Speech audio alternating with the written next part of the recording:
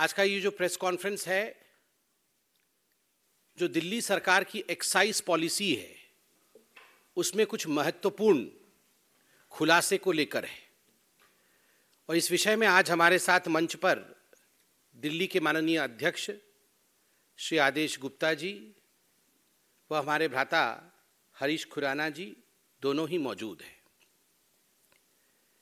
जिस प्रकार की बौखलाहट आम आदमी पार्टी में विगत कुछ दिनों से देखने को मिल रहा है, इसमें किसी प्रकार का संशय और दोमत नहीं है कि मनीष सिसोदिया जी को लेकर आम आदमी पार्टी घिरी हुई नजर आ रही है। आम आदमी पार्टी चेष्टा कर रही है, कुचेष्टा कर रही है कि वो इधर उधर की बातें करें, किंतु जो मुद्दे की बात है कि मनीष सिसोदिया ने करोड़ों रुपए का घपला किया या नहीं किया, उस पर भारतीय जनता पार्टी जो सटीक और पॉइंटेड प्रश्न पूछ रही है, उसका उत्तर देने में असक्षम है आज आम आदमी पार्टी। शिक्षा के विषय में बात करते हैं, वर्ल्ड में कितने बड़े हीरो हो गए हैं उसके विषय में बात करते हैं, मगर जिन प्रश्नों को भारतीय जनता पार्टी ने पूछा है उसका जवाब आम आदमी पार्टी और मनीष सिसोदिया दे नहीं पा रहे हैं। हमने भी तय किया है कि हम प्रश्न पूछेंगे और एक्सपोजे करेंगे। Manish ji, here is a challenge to you. एक बात मनीष सिसोदिया जी, डायरेक्टली आपको हम बता दें कि you have no escape path. आप बच नहीं सकते हैं, क्योंकि भ्रष्टाचार के विरोध लड़ाई करना और भ्रष्टाचारियों को अंजाम तक पहुंचाना यह देश के संविधान का दायरा है। और आपने भ्रष्टाचार किया है, इसका सबूत मौजूद है, जांच हो रही है, और किसी प्रकार से भी आपके पास कोई एस्केप रूट नहीं है। इसलिए आप इधर उधर की बात ना करिए, जो प्रश्न हम पूछेंगे उसका जवाब दीजिए। मनीष जी, क्या यह हकीकत नहीं है कि जब दिल्ली एक्साइज पॉलिसी आप लेकर आए थे, उससे पहले एक कमेटी गठित की गई थी। कमेटी ने एक रिपोर्ट सबमिट किया था और यह कमेटी में 3 सदस्य थे। The composition of the committee being Shri Ravi Dhawan, जो उस समय तत्कालीन कमिश्नर एक्साइज के थे GNCTD के, और श्री संजीव कुमार डेप्यूटी कमिश्नर, और Shri Anand Tiwari additional commissioner trade and taxes GNCTD। और ये रिपोर्ट सबमिट किया था कमेटी ने। ये रिपोर्ट आज हम लेके आए हैं आपके सामने। जैसे मैंने कहा, हम कोई इधर उधर की बातें नहीं करेंगे। रिपोर्ट में प्रपोजिशन क्या था, इस रिपोर्ट में बहुत अध्ययन करने के बाद ये जो कमेटी एक्सपर्ट्स की बनी थी, इस कमेटी ने क्या प्रस्ताव रखे थे और क्या मनीष सिसोदिया जी आपने उन प्रस्तावों को माने थे या उन प्रस्तावों को आपने दरकिनार किया था, आज सवाल जवाब उसी पे होगा। ये जो कमेटी थी, इस कमेटी ने मोटा मोटी मार्च 2021 के आसपास, मतलब 1 वर्ष पहले रिपोर्ट सबमिट किया। और इस रिपोर्ट में जो साधारण बात थी, जो मोटा मोटी बात थी, वो यह थी कि केजरीवाल सरकार, आपसे हम गुहार करते हैं, ये जो एक्साइज पॉलिसी आप लेकर आ रहे हैं, बेहतर होगा कि जो होलसेल का काम है, ये होलसेल का काम सरकार अपने पास रखे, इसे प्राइवेटाइज नहीं करे, क्योंकि उससे आप सबसे ज्यादा एक्साइज कमाएंगे और सबसे ज्यादा प्रॉफिट जो है वो राज्य सरकार को होगी। तो होलसेल किसी को मत दीजिएगा, किसी प्राइवेट एंटिटी को मत दीजिएगा। और दूसरा जो बड़ा रिकमेंडेशन, जो प्रस्ताव इस कमेटी ने दिया था, वो यह था कि जो रिटेल का काम है वो किसी बड़ी कंपनी को मत दीजिएगा, ये इंडिविजुअल्स को दीजिएगा और लॉटरी सिस्टम के माध्यम से दीजिएगा। लॉटरी निकालिएगा। एक, अगर आपको किसी जगह 50 लोगों का लॉट करना है तो आप रिक्वेस्ट करिएगा, इनवाइट भेजिएगा, इनविटेशंस आएंगे। 100 लोगों का इनविटेशन आता है, 100 लोगों का प्रस्ताव आता है, लॉटरी निकालिए, उसमें से 50 लोगों को आप दे दीजिए, इंडिविजुअल्स को देना है। तो 2 मुख्य रिकमेंडेशन, होलसेल का काम मनीष जी आप सरकार के पास रखिएगा, प्राइवेट को मत दीजिएगा। और दूसरा, जो रिटेल का काम है वो इंडिविजुअल्स को दीजिएगा, बड़ी कंपनी को नहीं दीजिएगा। मैं उसको अब तकनीकी भाषा में जो लिखा है वो भी पढ़ के सुना देता हूं। 1.1.1 तकनीकी भाषा में कमिटी ने कहा IMFL trade should be revamped by bringing the entire wholesale operation under the government entity. The model to be followed should be similar to the one as followed in the state of Karnataka, where KSBCL, Karnataka State Beverages Corporation Limited, is fully government-owned wholesale corporation. The committee also strongly recommends that the corporation must function in an extremely asset-light manner, etc., etc. मैं पूरा नहीं पढ़ रहा हूं, मगर जो मुख्य विषय है कि ये होलसेल का काम दूसरे राज्यों में भी, कर्नाटक का उन्होंने उदाहरण दिया कि यह सरकार ने अपने पास रखा है, इसलिए इसको प्राइवेटाइज मत करिएगा, उससे आपको ज्यादा बेनिफिट होगा. It should be under the government entity. Manish ji, प्रश्न नंबर 1, क्या आपने इस रिकमेंडेशन को, जो कमिटी ने रिकमेंडेशन दिया था, उस रिकमेंडेशन को आपने माना? क्या होलसेल का काम आपने सरकार के पास रखा? नहीं रखा.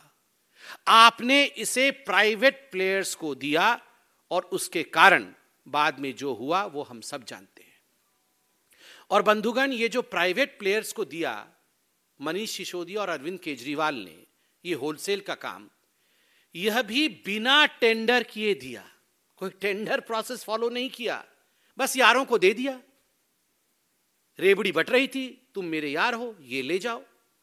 और बिना पब्लिक नोटिस के दिया. कोई नोटिस भी नहीं इशू किया कि हम इस प्रकार से एक प्रस्ताव चाहते हैं, जो जो इसके लिए एलिजिबल हैं आप प्रस्ताव लाइए, हम उस प्रस्ताव में से सबसे ठीक प्रस्ताव को टेंडर देंगे या होलसेल का यूनिट देंगे. ये सब कुछ नहीं किया. बिना टेंडर के, बिना पब्लिक नोटिस के अपने यारों को होलसेल का काम दे दिया. सरकार के पास नहीं रहा. प्रश्न नंबर 1, क्या सरकार के पास रखा और रखा नहीं तो रिकमेंडेशन के बावजूद क्यों नहीं रखा? दूसरा, जो दूसरा रिकमेंडेशन था वो रिटेल को लेकर था. जैसे मैंने आपको बताया था, उन्होंने कहा था रिटेल का काम बड़ी बड़ी कंपनियों को नहीं देके इंडिविजुअल्स को देना है और लॉटरी के माध्यम से देना है. इसमें बड़े अच्छे तरीके से उन्होंने समझाया है 1.3.1 में. The focus should be on preventing any monopolistic tendencies in the liquor trade, and therefore not only there should be a regular rotation of licensees, but also the licensees should be granted to only eligible individuals who fulfill a certain criteria, so that there is little scope for proxy ownership or control that is gained through operation of companies and firms with dummy directors or partners. बड़े स्पष्ट रूप से उन्होंने कहा कि अगर आप individuals को देते हैं तो यह फायदा है, इंडिविजुअल्स को नहीं देकर बड़ी कंपनी को देंगे तो क्या नुकसान है, यह भी कमिटी ने कहा. कमिटी ने क्या कहा? The drawbacks of this model, मतलब बड़ी बड़ी कंपनियों को देने से जो ड्रॉबैक है उसको बड़ी कंपनियों के लिए उन्होंने कहा है लाइसेंस टू लिमिटेड एंटिटीज. अगर इंडिविजुअल्स को नहीं देकर लिमिटेड एंटिटीज को देंगे तो नुकसान होगा. The drawbacks of this model are that there is highly prone to cartelisation and market capture by limited number of licensees. Cartelisation हो जाएगा, करप्ट लोगों का ग्रुप बन जाएगा और मार्केट कैप्चर हो जाएगा. इतना रिकमेंडेशन, क्लियर कट रिकमेंडेशन, इसमें किसी प्रकार की कोई एम्बिग्विटी नहीं है मनीष सिसोदिया जी. उसके बावजूद आपने इन रिकमेंडेशंस को दरकिनार किया और आपने शराब माफिया को, जिन्होंने कार्टेल बनाया, उन कार्टेल कंपनियों को आपने दिया, उन बड़ी कंपनियों को आपने दिया जो और manufacturers are not allowed into retail. जो मैन्युफैक्चरर्स हैं वो रिटेल में नहीं आ सकते हैं.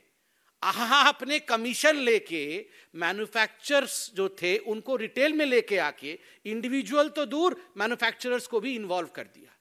और तो और जो ब्लैकलिस्टेड कंपनियां थी उनको भी आप लेके आके इन्वॉल्व करते हैं. क्यों? क्योंकि मोटा माल मिला. पंजाब के चुनाव के समय मोटे माल की आवश्यकता थी. जिसने मोटा माल दिया, इस रिपोर्ट को दरकिनार करके मोटा माल जेब में और वेंड्स, अर्थात जो दुकानें होती हैं, जो शराब की दुकानें होती हैं, वो कार्टेल के पास. आप सोचिए, ओपन एंड शट केस है जी, कोई लंबा चौड़ा केस नहीं है. आज एक छोटा सा बच्चा भी समझ जाएगा कि अरविंद केजरीवाल जी और उनकी कंपनी ने किस प्रकार का घोटाला किया है। इसमें बहुत कुछ समझाने की आवश्यकता नहीं। आपने ये कमेटी क्यों बनाई थी? ये कमेटी बनी थी रिकमेंडेशन देने के लिए कि सबसे बढ़िया एक्साइज पॉलिसी क्या होगा जिससे कि दिल्ली सरकार का आय बढ़ेगा। आप तो बोल रहे थे हमने तो कमाल कर दिया जी, हम तो ऐसे एक्साइज पॉलिसी लेके आए हैं, हमारी तो 9 गुनी जो है इनकम बढ़ जाएगी। वर्ल्ड का बेस्ट है, सब कुछ तो इनका वर्ल्ड का बेस्ट ही होता है, इनका वर्ल्ड का दूसरा नंबर कुछ होता ही नहीं है, ये वर्ल्ड का सबसे बेस्ट ही होता है सब कुछ। अरविंद केजरीवाल जी जो भी करते हैं वो वर्ल्ड का बेस्ट होता है, दुनिया का नंबर 1। ये दुनिया की नंबर 1 एक्साइज पॉलिसी आप रिकमेंडेशन फॉलो नहीं कर रहे थे, ऐसा क्यों किया आपने? सबसे महत्वपूर्ण विषय इसमें आगे मैं आने वाला हूं। आप देखिए, ये जो रिटेल का काम दिया गया, इस रिटेल के काम में पूरे दिल्ली को जोन्स में बांटे गए। लगभग 32 जोन में दिल्ली को बांटा गया कि 32 जोन में एक एक करके कंपनी को उन्होंने लगा दिया कि तुम्हारा ये जोन हो गया, तुम जाके वहां पर दुकानें खोलो। एक जोन में लगभग 27 से 30 वेंड्स, जिसको अंग्रेजी में वेंड्स कहते हैं, या दुकान, ये शराब के ठेके, ये ठेके एक एक कंपनी को एक एक जोन में 27 से 30, और एक एक कंपनी को 2 जोन दिए गए। जितना जितना मोटा माल मिला उसी हिसाब से दिया गया। तो एक एक बड़ी बड़ी कंपनियों को, ब्लैक लिस्टेड कंपनियों को ये 2-2 जोन दे दिए गए, अर्थात एक एक कंपनी को लगभग 55 दुकानें, 54-55 दुकानें एक एक कंपनी को मिल गई। अब आप सुनिए क्या होता है। ये जब हमने प्रेस कॉन्फ्रेंस किया, जब एलजी ने रेड फ्लैग किया, कन्फॉर्मिंग, नॉन कन्फॉर्मिंग जोन, ये सब बातें सामने आ गई, कैबिनेट का रेट्रोस्पेक्टिव डिसीजन लेके वापस किया, मीडिया ने सच दिखाया, तो इन्होंने एक्साइज पॉलिसी वापस ले लिया। मगर वापस लेने से पहले की कहानी आप सुनिए। मैं कागज भी लेके आया हूं, हमारे पास कागज है, हम वो आम आदमी पार्टी की तरह बिना नाम लिए कुछ नहीं करते हैं, सब कुछ कागज के साथ करते हैं। 31 मई विगत महीने 31 मार्च पहले, विगत वर्ष 31 मार्च को 4 जोन के जितने रिटेलर्स थे उन्होंने अपने वेंड्स अर्थात ठेके सरेंडर कर दिए। एक्साइज पॉलिसी आपके वापस होने से पहले कंपनीज ने सरेंडर कर दिया कि भैया हमसे नहीं चल पाएगा, ये आपके पॉलिसी में फॉल्ट है, हमको तो नुकसान होने लगा है, हम सरेंडर कर रहे हैं। तो 31 मार्च को 4 ने सरेंडर किए। जोन 24 में ट्राइडेंट ने किया, जोन 25 में पाथवे ने किया, जोन 26 में श्री अवंतिका ने किया, जोन 8 में अध्वर्व ने किया। और ठीक उसी प्रकार मई 31 को भी 5 जोन के जो रिटेलर्स थे उन्होंने, जो इन्हीं की कंपनी थी, उन्होंने सरेंडर कर दिया। जोन 1 में भगवती ने, जोन 3 में खाओगली, हाँ, जोन 23 में मगुंता, जोन 20 में ग्लो, जोन 29 में यूनिवर्सल, जुलाई 15 में, जोन 30 में पॉपुलर स्पिरिट सरेंडर। ठीक उसी प्रकार जुलाई 31 में 1 2 3 4 5 6 7 8 9 पॉलिसी विड्रॉ हो उससे पहले 9 रिटेलर्स ने सरेंडर कर दिया है। कुल मिलाकर 19-20 रिटेलर्स जिनको इन्होंने ठेके दिए थे, हमसे ना हो पाएगा, पैसा तो हमसे आपने ले लिया, अब हमारा क्या होगा, ये कह के ये 19 कंपनियों ने सरेंडर कर दिए, हाथ खड़े कर दिए। तब जाके इन्होंने दिल्ली एक्साइज पॉलिसी वापस लिया। मतलब इनकी तो एक्साइज पॉलिसी पहले से बैठ गई थी। इनकी खुद की कंपनियां जिन्होंने इनको पैसे दिए थे, कमीशन दिए थे, वो तो खुद सरेंडर करके बैठे हुए। आप बताइए, 19 जोन के लोग सरेंडर कर रहे थे और मार्च के महीने से सरेंडर कर रहे थे। किस हिसाब से मनीष सिसोदिया और इनके तमाम लोग जो प्रेस कॉन्फ्रेंस कर रहे थे और कह रहे थे करोड़ों करोड़ों रुपए का नंबर 1 दुनिया का प्रॉफिट हमें हो रहा है, कैसे हो रहा था? आपके तो खुद के लोग यहां सरेंडर कर रहे हैं, एक्साइज पॉलिसी वापस लेने से पहले सरेंडर कर रहे हैं। मनीष जी, इसमें जो प्रश्न उठते हैं वो निम्नलिखित है। पहला प्रश्न है कि क्या यह हकीकत नहीं है कि एक कमेटी बनाई गई थी? पहला प्रश्न है, ये आवाज हुई, मनीष जी सुन रहे हैं। पहला प्रश्न है, कि क्या यह हकीकत नहीं है कि कमेटी बनी थी। दूसरा प्रश्न है, क्या यह हकीकत नहीं है कि होलसेल और रिटेल को लेकर कमेटी ने जो रिकमेंडेशन दिया आपने उस रिकमेंडेशन को दरकिनार किया। तीसरा प्रश्न है, मनीष जी आपने ये जो रिकमेंडेशंस थे उनको दरकिनार किसके कहने पर किया, क्यों किया। क्या यह हकीकत है कि मोटा माल कमाने के चक्कर में आपने इन रिकमेंडेशंस को दरकिनार किया। अंतिम, क्या यह हकीकत नहीं है कि दिल्ली एक्साइज पॉलिसी जो आपने विड्रॉ किया उससे पहले 19 रिटेलर्स ने सरेंडर किया था। और एक अंतिम प्रश्न जो बहुत महत्वपूर्ण है, आप लोग देखिए ये जो जोन में डिस्ट्रीब्यूट हुआ, एक एक कंपनी को दो जोन में 54-55 ठेके मिले। एक जोन में लगभग मिनिमम 250 करोड़ रुपया का फायदा होता है, 250 करोड़ रुपए वहां से मिलते हैं। तो कुल मिलाकर के आपने ये जो 4 जोन है, तो 4 जोनों में 1000 करोड़ रुपए का एक तरह से इसमें पूरा घालमेल हो रहा था। आप मुझे ये बताइए, अगर 19 कंपनियों ने सरेंडर किया है, 5 जोन में किया है, तो आपको कायदे के हिसाब से जो H2 था, जो सेकंड बिडर था, उसको बुला लेना चाहिए था कि भैया H1 से नहीं हो पाया, उन्होंने सरेंडर कर दिया है, H2 आओ आप संभाल लो। आपने H2 को क्यों नहीं बुलाया? आप H1 पे ही क्यों अटके रह गए? आप H1 पे और उसी कंपनी पे इसलिए अटके रह गए क्योंकि मोटा माल H1 से ही आया था। मोटा माल दूसरी कंपनी से आता तो आप उससे बुलाते, कमीशन जिससे लिया उसी के साथ डीलिंग। रूल को छज्जे पर रखा, जो H2 था उसको तुरंत बुलाना था, H2 को नहीं बुलाया। तो मैं from this high table of Bharatiya Janata Party challenge Mr. Sisodiya immediately after this press conference. You should hold a press conference and you should answer the 6 questions that we have asked you. जो 6 प्रश्न हमने पूछा है, सिसोदिया जी तुरंत एक press conference करके, इधर उधर की बात, आप वर्ल्ड के बेस्ट शिक्षा मंत्री हैं, मंगल ग्रह सूर्य ग्रह वो सब आपके अधीन आते हैं, वो सब अलग बात है, मगर आप एक्साइज मिनिस्टर के नाते क्या कर रहे थे उसका जवाब आप दीजिए, बिल्कुल पॉइंटेड जवाब दीजिए। और मैं आप लोगों से भी निवेदन करूंगा, पॉइंटेड प्रश्न पूछकर उनसे पॉइंटेड जवाब निकालिए, इधर उधर की बात करने से मना करिए उनको।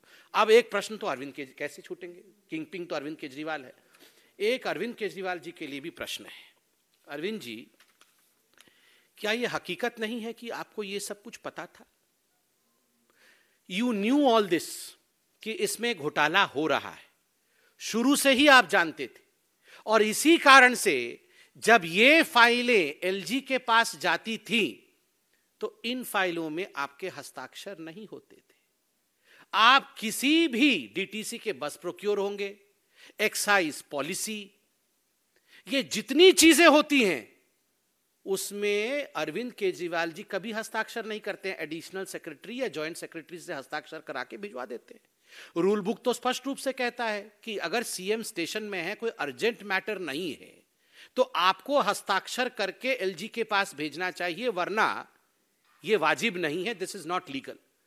मगर आपने जिस प्रकार से, और कल एलजी साहब की यह चिट्ठी आपने दिखाया है मीडिया में, dear Shri Arvind Kejriwal ji, it has been observed that in recent months a significant number of proposals as a matter of routine have been submitted by your office for my approval or for my opinion under Article 239AA(4) of the Constitution by your Joint Secretary or Additional Secretary with remarks, Honorable CM has seen and approved the proposal without specifying any grounds of urgency warranting such a communication. आगे आप सबने दिखाया है, कल की चिट्ठी है, इसलिए मैं इस पर विस्तार से नहीं जा रहा हूं। हस्ताक्षर नहीं होते थे, केवल सीएम ने दूर से देख लिया है। और ये अरविंद केजरीवाल जी वैसे व्यक्ति हैं, जैसे ही धरपकड़ होगी खुलासा हो जाएगा, अरे एडिशनल सेक्रेटरी भी मिला हुआ है। ये जो एडिशनल सेक्रेटरी और जॉइंट सेक्रेटरी चिट्ठी लेके चले जाते थे एलजी के पास, ये भी मोदी जी से मिले हुए हैं। मुझे फाइल 10 फीट की दूरी से ऐसे दिखाया था, इसलिए मैंने पढ़ा नहीं उसके अंदर क्या लिखा हुआ था। ये क्या दुनिया को बेवकूफ समझते हैं? एक चीफ मिनिस्टर हैं, ये एलजी के पास इतने बड़े बड़े प्रपोजल भेज रहे हैं और उन पे हस्ताक्षर नहीं हुई। Has seen, he has seen, ऐसे होता है क्या? अरविंद जी, 6 प्रश्नों का उत्तर तो मनीष सिसोदिया देंगे, एक प्रश्न का उत्तर आप दे दीजिए, did you see the file? ये जो दिल्ली एक्साइज पॉलिसी की फाइल थी, did you see the file कि आपको 20-25 फुट की दूरी से ही एडिशनल सेक्रेटरी ने ऐसे दिखा दिया था कि ये है? आप इसका जवाब देंगे, ये हम आशा करते हैं। और प्लीज ये संजय सिंह जी को भिजवा करके, ये बाकी लोगों को भिजवा करके इधर उधर की बातें मत कराइए, मनीष सिसोदिया जी को ही भेजिए, वही इसका उत्तर दे और जो पॉइंटेड प्रश्न पूछे हैं उसका उत्तर दे। बहुत बहुत धन्यवाद।